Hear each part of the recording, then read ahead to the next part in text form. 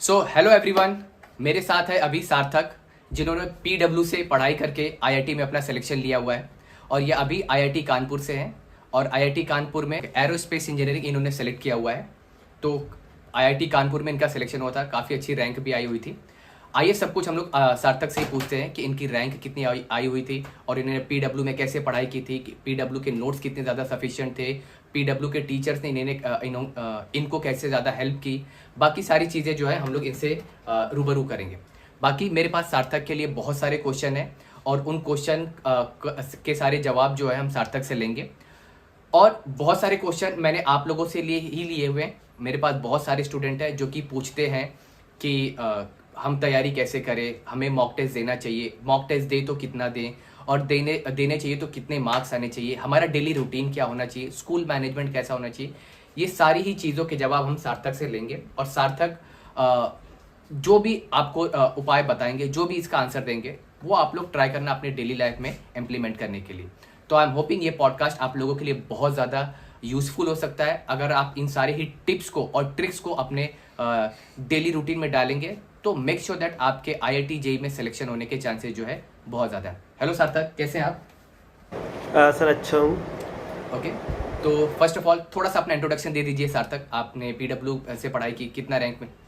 Okay, मेरा नाम सार्थक अग्रवाल है एंड मैं आईआईटी कानपुर में फर्स्ट ईयर स्टूडेंट हूँ and pursuing BTech from aerospace engineering and मैं यूपी से बिलोंग करता हूँ एंड मैंने जो अपने जेईई जर्नी है वो 11th एंड 12th में किया है और मैं 12th के साथ ही जेईई क्लियर किया हूँ, JEE Mains and JEE advance both. और मैंने 2 साल पीडब्ल्यू से स्टडी की थी, Arjuna batch and Lakshya JEE batch से। एंड जो मेरा जेईई एडवांस का रैंक था वो था 2900 एंड समथिंग एंड जो कि मेरा जेईई मेंस 2024 का रैंक था वो था 1650। ओके, तो एडवांस आपकी कितनी रैंक थी सार्थक? 2943। ओके, वाह, दैट्स ग्रेट यार, बहुत अच्छी रैंक आई थी आपने। तो चलिए सार्थक से हम सवाल जवाब शुरू करते हैं। ओके सार्थक, आपके लिए सबसे पहला क्वेश्चन है कि आपका डेली रूटीन क्या हुआ करता था, कितने घंटे की स्टडीज जो है आप दिन में किया करते थे? ओके, फर्स्ट ऑफ ऑल मैं क्लियर कर देता हूँ, मैं डमी स्कूलिंग से था, मतलब कि मैं स्कूल नहीं जाता था, तो मेरे पे कुछ स्कूल वगैरह का बर्डन नहीं रहा है, मतलब दोनों साल में ही मैं स्कूल नहीं गया हूँ। तो लाइक मैं सुबह उठा तो अपना डेली ब्रश वगैरह किया, थोड़ा बहुत ब्रेकफास्ट किया एंड देन मैं स्टडी करने बैठ जाता था। लाइक लास्ट डे जो सर ने पढ़ाया है उसका होमवर्क करना या रिवीजन करना एंड ऑल। और बाकी लाइक पहुँचा मिड में जैसे 10-11 बजे तो नहाया वगैरह या खाना वगैरह खाया जो भी एंड देन ब्रेक वगैरह लेता था थोड़ा एंड क्लास के पहले रिवीजन करता था क्योंकि शाम को क्लासेस होती थी हमारा 4 से 8 या 9 बजे तक लगभग, डिपेंड ऑन द डे। तो शाम को 4 से 9 क्लासेस किया एंड लाइक उसका थोड़ा बहुत होमवर्क वगैरह क्योंकि होमवर्क बहुत ज़्यादा मिलता है, 3 सब्जेक्ट्स की क्लासेस होती हैं जब, या 2 सब्जेक्ट्स की क्लासेस भी होती हैं कभी कभी। तो रात में होमवर्क किया एंड देन जल्दी सो जाता था लगभग 12 बजे ऐसा। लाइक शुरू में मैंने काफ़ी लेट स्टडी वगैरह किया था, लेट नाइट स्टडी, बट वो काफ़ी फ्रूटफुल नहीं लगा मुझे, तो मैं जल्दी सोने लगा था और फिर सुबह उठ के लाइक ऐसा लूप में। ओके सार्थक, टेस्ट कितना इंपॉर्टेंट होता है? जनरली बच्चे मुझसे पूछते हैं कि सर हम टेस्ट कितना दें, टेस्ट इंपॉर्टेंट है या नहीं, तो हम कितना टेस्ट देना चाहिए और टेस्ट कितना ज़्यादा इंपॉर्टेंट रोल प्ले करता है? आज देखो, टेस्ट देना बहुत इंपॉर्टेंट क्योंकि लाइक वो आपकी मिस्टेक्स को एनालाइज करता है एंड लाइक आप देखो जैसे काफ़ी बच्चों का बैकलॉग होता है ना, तो वो मतलब सिलेबस जल्दी कवर कर लेंगे टेस्ट के बहाने। लाइक अभी मैं अपना ही केस बता देता हूँ, कॉलेज में लाइक मैं अगर थोड़ा पीछे चलता हूँ और मेरे एग्ज़ाम होते हैं तो एग्ज़ाम के बहाने मेरा एटलीस्ट उधर तक, उस पॉइंट तक सिलेबस तो एटलीस्ट कवर हो जाता है। लाइक और आपको ग्रोथ भी देखने को मिलेगी और मतलब सेल्फ एनालाइज भी करोगे आपकी, मतलब कहाँ गलतियाँ हो रही हैं। मतलब फॉर अ टाइमिंग आपको डर लग सकता है कि टेस्ट है वगैरह, बट आप एक बार अगर यूजुअल हो जाओगे और आपको टाइम कंस्ट्रेंट का आइडिया मिल जाएगा तो आप अच्छे से, जिस दिन आपका जेईई का एग्ज़ाम होगा तो उस दिन आप अच्छे से कर जाओगे और आपको न्यू टॉपिक भी सीखने को मिलेंगे क्योंकि टेस्ट में कुछ क्वेश्चंस ऐसे होते हैं कि लाइक आपने नहीं पढ़े हैं बट वो एग्ज़ाम में आए हैं एंड आप उसको मतलब टेस्ट के बहाने ही सीख सकते हो कुछ क्वेश्चंस को, न्यू क्वेश्चंस। ओके सार्थक, मुझे बहुत सारे बच्चे पूछते हैं कि क्या पीडब्ल्यू का मॉड्यूल इनफ है, जैसे मेंस और एडवांस के एग्जामिनेशन को क्रैक करने के लिए क्या पीडब्ल्यू का मॉड्यूल ऑन पॉइंट होता है? फर्स्ट ऑफ ऑल मैं उनसे कहना चाहूँगा, are you enough to crack JEE? Okay, that's a great क्योंकि क्वेश्चन। डेट्स नहीं, आप इसी पे से कमेंट करते हो are you enough to crack JEE. आप खुद को देखो, मॉड्यूल्स आर सफिशिएंट। क्योंकि मॉड्यूल्स में लाइक पहले कहते थे लोग कि, मेरे को जहाँ तक याद है 2022 वाला, बट इस साल जिस साल मैं पढ़ा था उस साल मॉड्यूल में काफ़ी इंप्रूवमेंट हुआ था। लाइक एडवांस लेवल क्वेश्चंस आए थे एंड पीवाईक्यूज और भी ज़्यादा एडेड हुए थे। एंड उसमें मल्टीपल एक्सरसाइजेस बनाई थी, लाइक एक लर्निंग स्किल्स के लिए था, एक एडवांस। तो आप वो करो, फिर आप कह सकते हो कि लाइक सफिशिएंट है या नहीं, एंड सफिशिएंट है टू बी ऑनेस्ट। ओके, बहुत अच्छा आंसर दिया आपने सार्थक। क्या सार्थक यूट्यूब के वीडियोस हेल्पफुल होते हैं जेई मेंस या फिर एडवांस क्रैक करने के लिए? खास करके अगर मैं मेंस की बात करूं तो क्या यूट्यूब वीडियो हेल्पफुल हो सकते हैं? यूट्यूब वीडियोस ऑब्वियसली हेल्पफुल होते हैं। लाइक अगर आपको कोई टॉपिक समझ नहीं आ रहा है तो आप यूट्यूब से पढ़ो ऑब्वियसली। क्योंकि मेरे को भी काफ़ी टॉपिक्स थे जो नहीं आते थे, तो मैं अलग सर का वीडियोस देखता था यूट्यूब पर, या किसी और टीचर का भी देखता था, नॉट अलग सर ओनली। मतलब जो टॉपिक मेरे को जिस टीचर से समझ में आ जाए, तो मैं क्लासेस से पढ़ता था, बट अगर कुछ टॉपिक समझना है तो मैं यूट्यूब प्रेफर ही करता था। मतलब यूट्यूब एक हेल्पफुल हो सकता है? ऑब्वियसली हेल्पफुल है। ओके, क्या पूरे टॉपिक के लिए भी हेल्पफुल हो सकता है? अगर मैं आपसे एग्जांपल पूछूं, जैसे कि रोटेशनल मोशन है, अगर मुझे रोटेशनल मोशन मैंने किसी बैच में ज्वाइन किया है, वेदर इट इज ऑफलाइन और ऑनलाइन, इट डजेंट मैटर, अगर मुझे उस पर्टिकुलर बैच में मुझे रोटेशनल मोशन नहीं समझा, तो क्या मैं रोटेशनल मोशन को मेंस लेवल तक पूरा चैप्टर यूट्यूब से कवर कर सकता हूँ? आप कर सकते हो, but the problem is in YouTube की लाइक आप बस लेक्चर ही देख पाओगे उधर पर। वो लोग DPPs वगैरह आई थिंक प्रोवाइड नहीं कराते, एंड वो शायद आप डाइवर्ट भी हो सकते हो। इस वजह से मैं पूरा चैप्टर यूट्यूब से नहीं पढ़ता था। जो टॉपिक मेरे को यूट्यूब से पढ़ना था तो उसी से, मतलब वो टॉपिक ही पढ़ता था स्पेसिफिकली।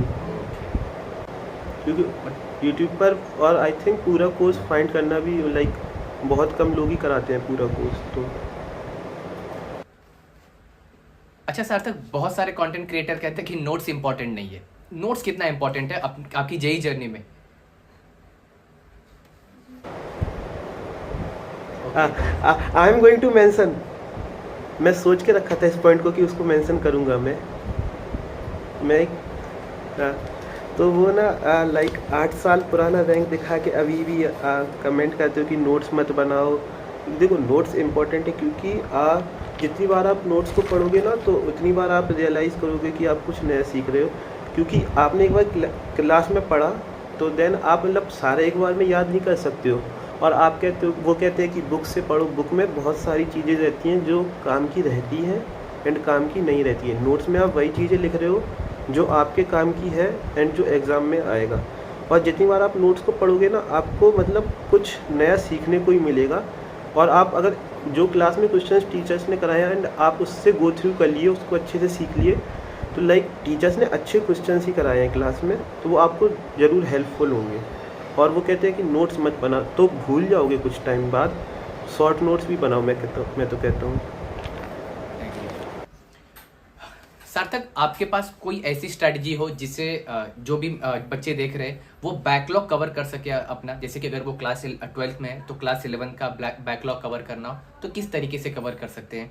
या जो क्लास 11th में है, जो कि मान लीजिए उनका 6 महीना जो है निकल चुका है, तो वो 6 महीने का बैकलॉग जो है कैसे कवर कर सके? कोई अचूक उपाय आप बता सके?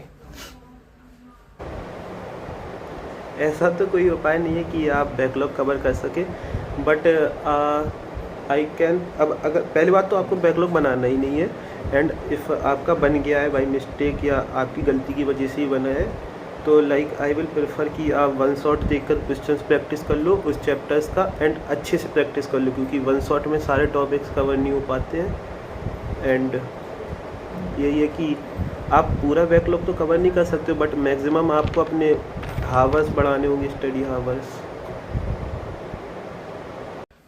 ओके, सार्थक, केमिस्ट्री के लिए एनसीईआरटी कितने इम्पोर्टेंट है? केमिस्ट्री के लिए एनसीईआरटी बहुत इंपॉर्टेंट है, एज वेल इज इम्पॉर्टेंट मतलब ज़्यादातर जेई मेंस के लिए। क्योंकि जेई मेंस में if you see organic and inorganic में लाइक एनसीईआरटी के बीच से कोई भी क्वेश्चन आ जाता है। एंड फिजिकल के लिए तो प्रेफर नहीं करूँगा। फिजिकल में लाइक जो टॉपिक्स हैं एनसीईआरटी से पढ़ने, लाइक सरफेस केमिस्ट्री, ये सब थ्योरी वाले, वो एनसीईआरटी से। बट ऑर्गेनिक एंड इनऑर्गेनिक में एनसीईआरटी आपको बहुत हेल्प करेगा, क्योंकि कुछ क्वेश्चंस रहते हैं कि लाइक वो एनसीईआरटी में लाइन से उठ के आ जाते हैं। सो एनसीईआरटी बहुत ज़्यादा इंपॉर्टेंट है फॉर केमिस्ट्री। एंड वो बोर्ड्स में भी हेल्प करेगा आपको। बोर्ड्स में तो लाइक एनसीईआरटी से ही आता है ऑलमोस्ट पूरा पेपर। क्या जेई मेंस में जेई मेंस एग्जामिनेशन में क्रैक करने के लिए क्या एनसीईआरटी मैथ्स के लिए भी इंपॉर्टेंट हो सकती है? एनसीईआरटी अगर आप लाइक आपको बेसिक्स करना है तो आप एनसीईआरटी कर सकते हो।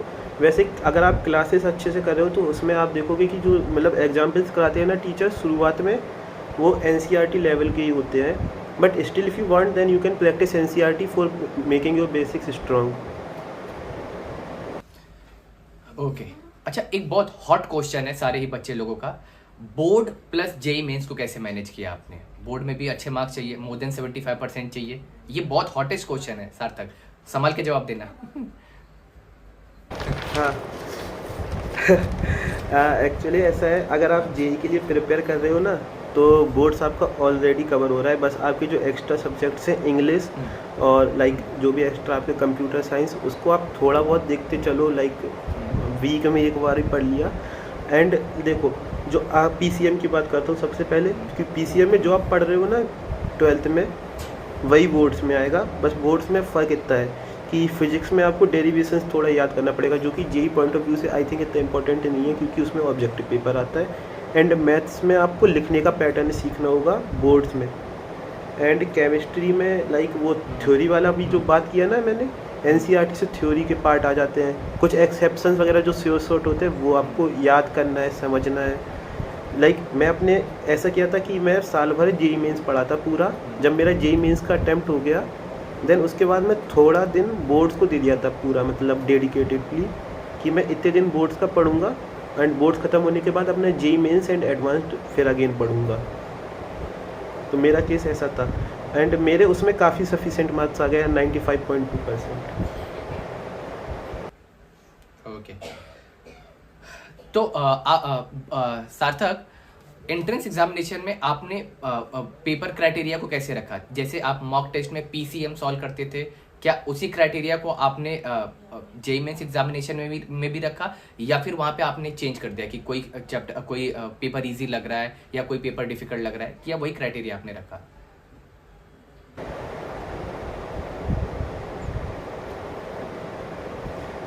सबसे पहले करना तो इसी हिसाब से चाहिए कि आपको क्या डिफ़िकल्ट पेपर में लग रहा है और क्या इजी लग रहा है। मैं अपना बात करूं तो मैंने सबसे पहले, मतलब जब मैं फर्स्ट जेईई मेंस देने गया था तो मैंने वहाँ पर केमिस्ट्री को अटेम्प्ट किया था, क्योंकि उस टाइम पे मेरा मतलब लाइक थोड़ा बहुत सिलेबस छूटा था, थोड़ा पार्ट ऑफ सिलेबस छूटा था और मेरे को केमिस्ट्री आती थी, तो मैं केमिस्ट्री को अटेम्प्ट किया था। एंड बट जब मैं और लास्ट में फिजिक्स को किया था, क्योंकि मेरी फिजिक्स थोड़ा सा वीक है, that I accept the point. And जब मैं सेकंड में गया था तो मैंने पहले पूरा मैथ्स ही किया था। एंड उसमें मैंने मैथ्स में 25 में 24 क्वेश्चंस किए थे। एंड मेरे एक क्वेश्चन गलत हुआ था, 23 करेक्ट किए थे मैंने 25 में। तो क्योंकि वो पेपर थोड़ा मैथ को मेरे को इंटरेस्टिंग लग रहा था एंड वो ईजिली हो भी गया था मेरे से 1 आवर में। एंड देन उसके बाद मैं केमिस्ट्री एंड देन फिजिक्स में रिवॉल्व करता रहा।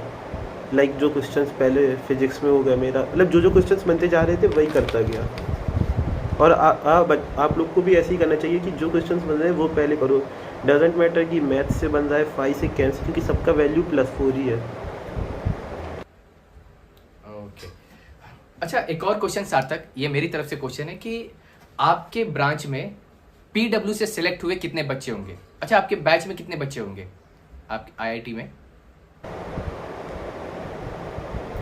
मेरे बैच में बहुत सारे बच्चे हैं, बट प्रॉब्लम इज दिस कि मैं सबको जानता नहीं हूँ, बट मैं काफ़ी लोग को जानता हूँ। लाइक कल ही मैं एक जगह गया था पार्टी में, मतलब किसी चीज़ का था हम लोग का, तो वहाँ मेरे को एक बच्चा मिला कि तुम पीडब्ल्यू में, मैंने मतलब मेरे ही बैच का दिखा कि मैंने तुमको उधर पर देखा था, तो मैं भी पीडब्ल्यू से हूँ, बट वो मुझे जानते नहीं है तो मुझे बुला नहीं पाए। लाइक काफ़ी बच्चे ऐसे हैं कि जो पीडब्ल्यू से पढ़े हैं, क्योंकि वो ऑनलाइन पढ़े हैं, तो पीडब्ल्यू वालों को भी खुद नहीं पता है कि कौन पढ़ा है। इस वजह से आपको बच्चे कम दिखते हैं, बट बहुत बच्चे हैं, मतलब सफिशिएंट है, क्योंकि इधर पर बहुत सारे बाहर के बच्चे हैं जिधर पर पीडब्ल्यू नहीं है, लाइक साउथ वगैरह में पीडब्ल्यू का इतना क्रेज़ नहीं है, बट जो इधर के हैं तो इधर पर आपको बहुत पीडब्ल्यू के मिल जाएंगे। ओके सार्थक, कोई बुक रिकमेंड करना चाहेंगे आप फिजिक्स, केमिस्ट्री, मैथ्स के लिए? फिजिक्स के लिए तो मैं आपको रिकमेंड करूँगा कि लाइक आप पहले तो लेक्चर्स वगैरह कर रहे हो, क्लास के नोट्स वगैरह कर रहे हो, एंड डीपीपी टेस्ट पीवाईक्यू कर रहे हो, एंड इसके बाद I will suggest HC. Verma sir की बुक जो मैंने लगाई थी, हाँ, फॉर फिजिक्स। एंड केमिस्ट्री के लिए same things, class notes, DPP test and PYQs कर रहे हो, and if you are getting time then physical chemistry में एनाबस थी जो कि मैंने 1-2 चैप्टर की लगाई थी, एंड वो मुझे काफ़ी अच्छी लगी थी, काफ़ी एडवांस लेवल बुक है एंड काफ़ी लॉजिकल थिंकिंग पे बेस्ड है। इनऑर्गेनिक में मैंने वीके जायसवाल लगाया था, अगेन 1-2 चैप्टर का, क्योंकि मैं ज़्यादातर क्लास मटेरियल्स को फॉलो करता था जो कि टीचर्स बहुत देते थे sufficient. And for mathematics? For mathematics मैंने आशीष सर, इफ़ यू नो, तो वो आशीष सर ने ही पूरा मटेरियल प्रोवाइड कराया था, तो मेरे को बुक्स करने का नीड ही नहीं पड़ा, वो उन्होंने काफ़ी मटेरियल प्रोवाइड कर दिया था जो कि काफ़ी बुक्स से था, क्लास में ही दे दिया था उन्होंने। ठीक है, थैंक यू सार्थक, आपने सारे क्वेश्चन के बहुत ही अच्छे तरीके से जवाब दिए। आई एम होपिंग जितने भी मुझे देखने वाले लोग हैं उन लोगों को सारे ही क्वेश्चन के आंसर मिल गए होंगे। बच्चों, आप लोग प्लीज़ कमेंट करना कि आप लोगों के अगर कोई और क्वेश्चन है तो मैं और भी IITians को बुलाऊंगा जो कि आप लोगों के डाउट क्लियर करते हुए चलेंगे और आप लोगों की IIT की राह जो है आसान बनाते हुए चलेंगे। तो मेरा नाम है अवनीश मिश्रा, और अगर आप चैनल पे नए हैं तो चैनल को जरूर सब्सक्राइब कर लीजिए और बेल आइकन को भी प्रेस करिए, क्योंकि यहाँ पे आप लोगों को मिलेंगे IITians के इंटरव्यू जहाँ पे आप लोगों को बहुत कुछ सीखने के लिए मिलेगा। तो thank you to being with me till here. चलिए मिलते हैं नए वीडियो में, till then bye everybody and please subscribe to us.